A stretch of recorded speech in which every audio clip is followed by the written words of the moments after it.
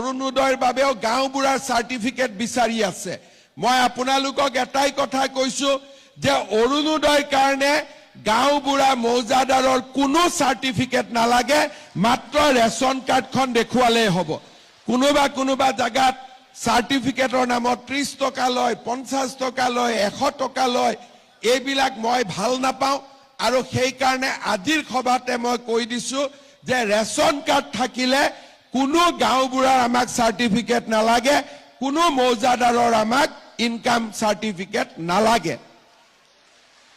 মই চিন্তা কৰি আছো যে ৰেচন কাৰ্ডৰ লগত কিমান লাভ হ'ল এটাকৈ চিন্তা কৰক। প্ৰথম ৰেচন কাৰ্ড পালো, তাৰ মানে 5 কেজি চাউল বিনামূলীয়া পালো। ৰেচন কাৰ্ড পালো, অৰুণোদয় পোৱাৰ বাবে যোগ্য হলো। তৃতীয়তে ৰেচন কাৰ্ড পালো, বেমাৰ আজাৰ হলে 5 লাখ টকালৈকে ট্ৰিটমেন্ট হল। ৰেচন কাৰ্ড পালো, কোনো কামতে আৰু গাঁওবুঢ়া মৌজাদাৰৰ ইনকাম চাৰ্টিফিকেট নালাগে। আৰু লাষ্টত চেষ্টা কৰি আছো যে ৰেচন কাৰ্ডখনৰ জৰিয়তে দালি আৰু চেনিও যাতে কম দামত আমি কিনিব পাৰো। গতিকে এখন ৰেচন কাৰ্ডৰ জৰিয়তে আমি কিমানখিনি উপকৃত হ'ব পাৰো আপোনালোকক তাৰ মই এটা উদাহৰণ দিলো। তেওঁলোকে এতিয়া নিজৰ নাম অৰুণোদয় আঁচনিৰ বাবে গাঁও সভাত তেওঁলোকে দিব পাৰিব।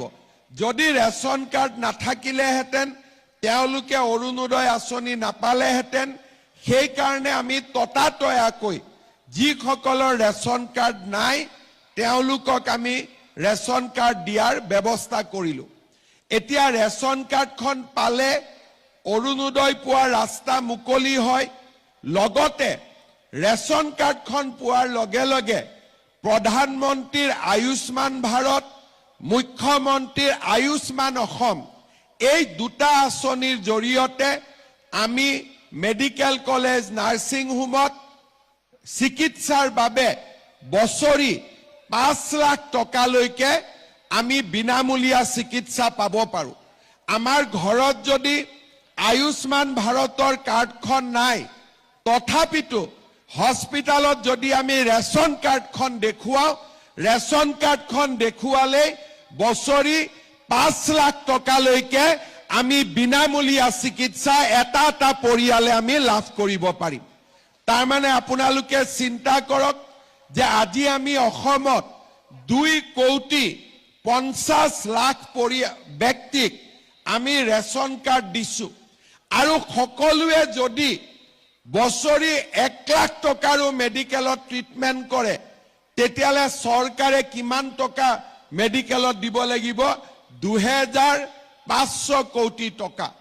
আৰু ৰেচন কাৰ্ডখন হাতত থকা মানে কি যে আপোনালোকে বেমাৰ আজাৰ হলে 5 লাখ টকালৈকে চিন্তা কৰিব নালাগে। আগতে ৰেচন কাৰ্ডত অকল আমি চাউল পাইছিলো, কিন্তু এতিয়া আমি ৰেচন কাৰ্ডত অৰুণোদয় পালো। আৰু আমি ৰেচন কাৰ্ডখন দেখুৱালেই আমি মেডিকেলত 5 লাখ টকালৈকে বিনামূলীয়া আমাৰ পৰিয়ালটোৱে বছৰি চিকিৎসা পাব পাৰিব।